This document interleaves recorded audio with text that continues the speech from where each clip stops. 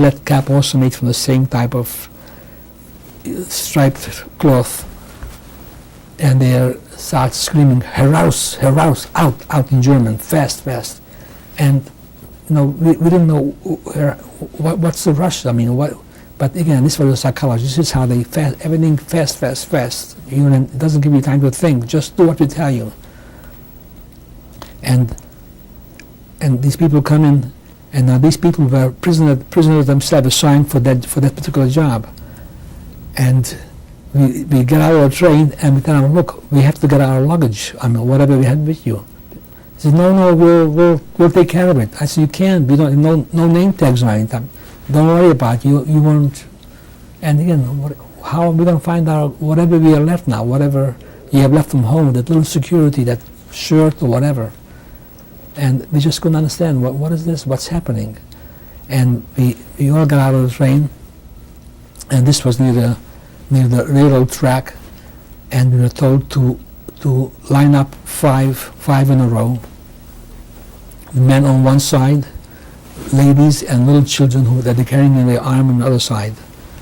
And I remember I was with my older brother and my younger brother, because my older brother was a year and a half older, and my younger brother was also about a year and a half younger than maybe 2 years younger than I was. And my mother was in the other row holding our youngest child in her arm, and along with her my oldest sister was with her, and the 4 younger brothers.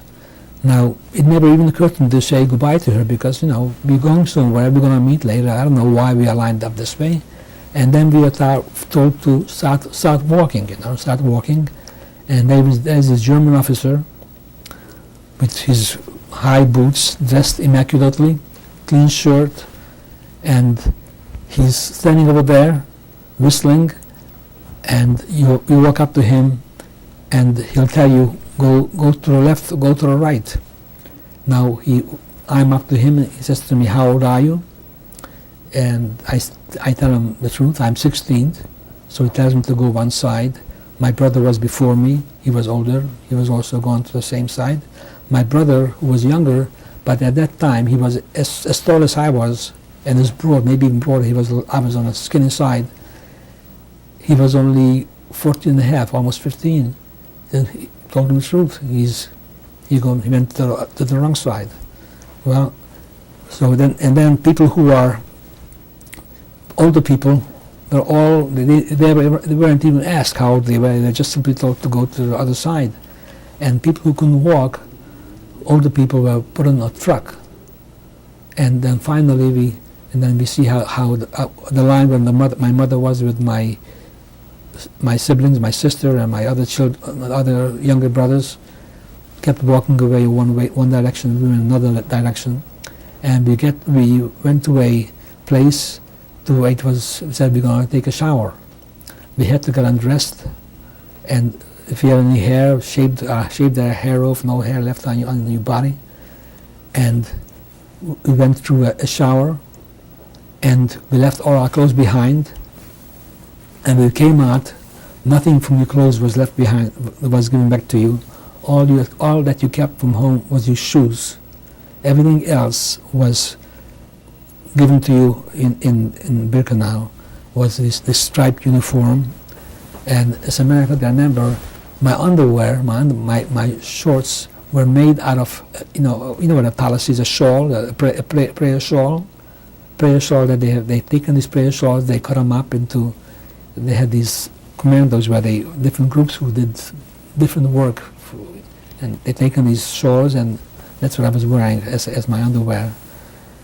And talking about a comb, toothpaste, soap, spoon, nothing whatsoever, except, so now you were completely gone. There was nothing left. I mean, it's a question of, remember how as time goes by you lose more and more what you had home, and now there's nothing left.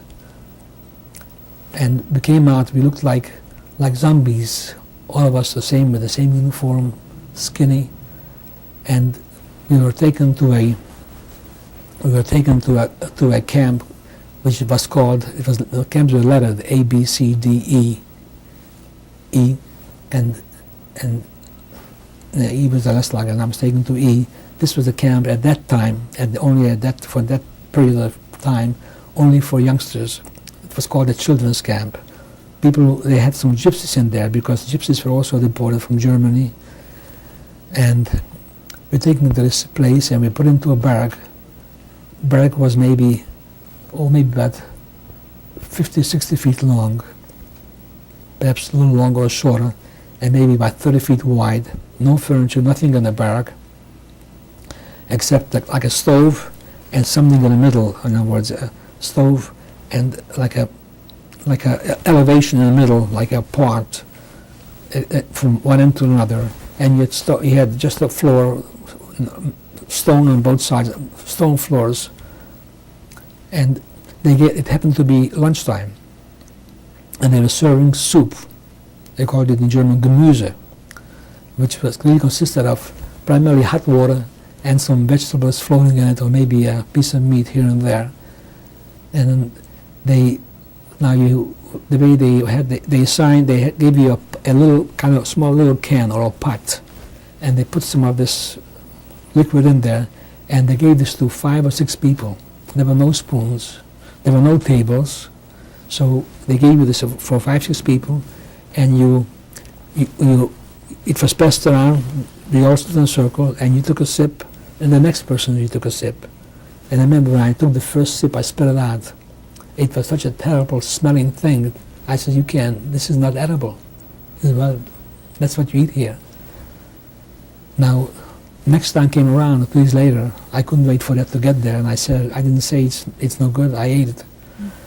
And I remember there was some person who did something against the rules of the barrack, and the person who was in charge of the barrack was called a capo. Capos were usually people, there were different type of people in the camp. People who were Jews, they were a yellow star, a yellow triangle, or a Jewish star, meaning that they are there because they're Jewish. Then they had one with a red triangle. They were there, they were political prisoners. They may have been communists or liberals who were against the government, and they were sent to a concentration camp for that reason. And then they were also quite a few of them who had a green sign. They were criminals who were in German jails, and the German jails were emptied out and sent to Dachau, from Dachau to eventually these different camps. And usually these German criminals wound up being the camp leaders, the capos. Capos are usually, in most cases, not all the time, there were also Jewish capos and Polish capos, but primarily at that time in Auschwitz. And this person has done something wrong. He may have gone to a barrel where they were dishing out soup and tried to grab out some soup or whatever. I mean, although that would have been very daring, but some minor violation where he was trying to get hold of some food, because that was their whole life, was trying to get food. By that time, people who were there for a while, that's the only thing that mattered, having food. And he was taken up to the capo, and he had to bend over, and he was hitting him 36. This was his punishment. But he gave it a cane. They always walked with canes, walked very proud with his heavy canes, and hitting him on his behind. And by the time he got to 15, 16, he just collapsed. And it was powerful with a cane, with his hitting him on his behind, and there wasn't much flesh there to begin with by that time. He collapsed. They bring the bucket of cold water and just spill over the cold water. And I said, my God, what is happening here? I mean, I was still naive. I don't know what I never heard of Auschwitz. I never heard of Birkenau, and I don't know what's taking place over here. I said, what did he do? What's happening? And this was really done just to set an example. You better watch your step. This is you, toe your line, because otherwise you yourself gonna be, and naturally gave a tremendous fear in you. So in this particular camp, so I was in this camp. I was very fortunate to be in camp with several people from my hometown, and this was my support group, and to each other. And your brother? Were you with your brother still? No, my older brother went to a different camp. I was only by myself. As it happened, in time I didn't know where my brother went. I know the one who was younger who's 14 and a half, had he said he's 16, he would have come into the camp, but he didn't know that he had to lie he just told the truth. So I came into the camp myself, but I found out my older brother was in a neighboring camp. I was in Camp E, and he was in D. And there was only a wire fence, electric wire fence with lights. There was a guardhouse, and you couldn't walk to the fence. There was a distance about maybe 15 feet from each side of the wire fence where you could not that close. But he was in that camp, and he was working in where I was. There was no work. We were only waiting to be. The only reason why people were allowed to come into the camp, they were selected to come into the camp to begin with, because there was a shortage of labor in Germany, and people who were at a certain age, they thought they would be a slave labor. They would be working the workforce as long as they can, and then when they get done, then they're going to eliminate them. So that's why we came in. So in my camp, Camp E, this was the purpose of people who were in the camp. But my brother was in a camp where they did the work to keep the camp running. He was assigned to these trains that I told you before, where when people arrive and they tell them to get out fast. Well, he was assigned to unload the wagons from whatever was left behind. So he had the availability of getting some food, whatever he found on those wagons. Of course, it was against the law, against the rule. You can't take anything that's there. You may have found even some jewelry there or whatever. But the most important thing was food. Of course, jewelry wasn't meant for the purpose of jewelry, but it was a barter for jewelry. If you had a piece of diamond or gold, you could get a piece of bread for it. But naturally, it was searched when you left the camp in the morning, when you came home at night. And should you have taken anything in your possession, you were in bad trouble. But naturally, people have found ways at times to bring things through. So my brother had some food available to him. I remember in time I found out that he's in that barrack. I was in Camp 11, in Barrack 11, and all the barracks throughout A, B, C, D. I mean, like it's a German system. All the Barrack 1 down the line was on the same line. All the Barrack 2.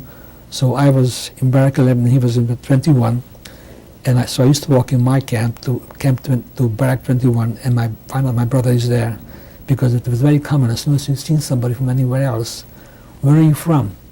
I mean, this was a common thing, and naturally you're trying to find out if you know anybody, and then should they say, yes, I'm from your hometown, do you know such and such a person? So naturally, we asked, when I used to scream over these fences, where are you from?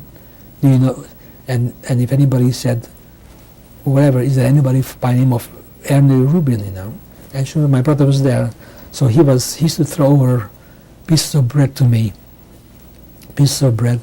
and then he threw a prayer book over to me, a little prayer book that he found, and I had this prayer book with me throughout camp.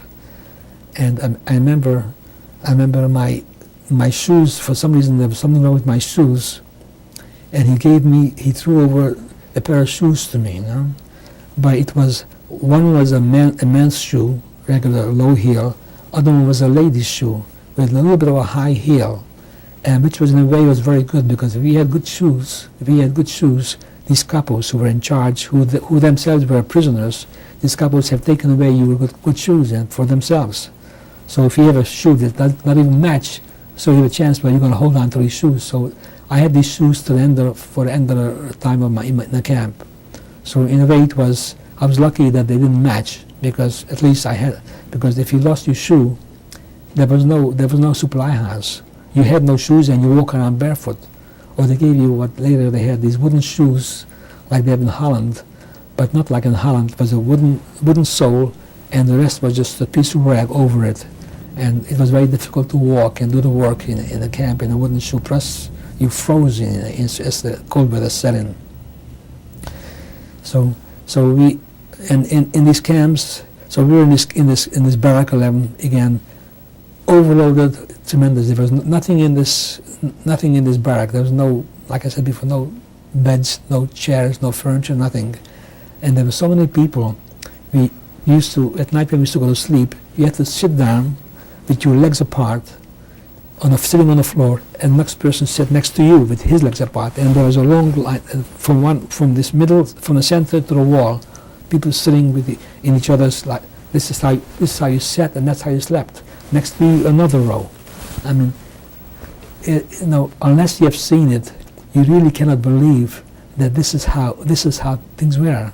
It was, in my wildest imagination, I would not have believed that people could be exposed to such harsh, inhumane treatment. And a lot of things that were done was done to humiliate you, not only to destroy your body, but to destroy your spirit. Now, if anybody had to go to the bathroom at night, it was chaos. You were climbing over people, and how do you find your spot? I mean, it wasn't like a bed. You have to find where did I come from. By the time you came back, you were so squeezed together, your space was gone. And there was screaming and hollering and going on. We used to get up early in the morning, and there was like a revelry, where you had to get in line between your barrack and the next barrack, and line up, and SS was going to come to count you. In other words, because you had to count how many people were in the entire barrack, in the entire Camp E, to the person. And but before the person who used to count us used to come around for an hour. For an hour, we used to stand there and practice to take your hat. Mütze means a hat, like a mützen up, rough, which you kept up and down, like in the Marines, like has to be precision. And if you didn't, you weren't lined up precisely, the couple came over and he beat you up, and it was just horrible. Or you didn't look straight. So when SS comes around and he says "Mützen up," like you hop through it, and it was done properly. This was the main event in the morning. At night was the same thing. This was done twice a day, Mützen up, and this was the big event, what we had to do. And after that we had some coffee, black it's called ersatz coffee, like coffee grind, so to speak. In the morning. In the morning, and again the same thing in a can, and you pass it around, and it was again so inhumane. You were taking this coffee or the soup, whatever, from this can, okay, and you're watching the person. He shouldn't take 2 sips, because if you're taking 2 sips now, it's going to be less for somebody else. And when you sip, you should be just a normal sip. It shouldn't be a long sip because right now you're talking about livelihood. You're gonna, it's food that you need. And then lunchtime they had this bread, this very dark bread. What did you do between breakfast and lunch? We used to, most of the time, we did nothing. We sat on the ground. We were not allowed to sit inside the camp, inside the barrack. We sat outside, and we used to sit, and we used to see, for example, trains coming in, and what we went through today. Next day, other trains are coming through, the same procedure. People are walking towards, dressed in their regular clothes, and then coming out dressed in this camp uniform, in these striped outfits. And we saw this tremendous big building with a long, very high chimney. The chimney must have been maybe like a 4, 5, 6 yard square chimney, tremendous. And you see the flames coming out from this chimney. And we smelled a certain odor, we didn't know what it was. And like I said, all the people in this camp were children. We were told, that's a bakery. That's a bakery. And we used Okay, Arthur, I'm going to stop you right yes. now.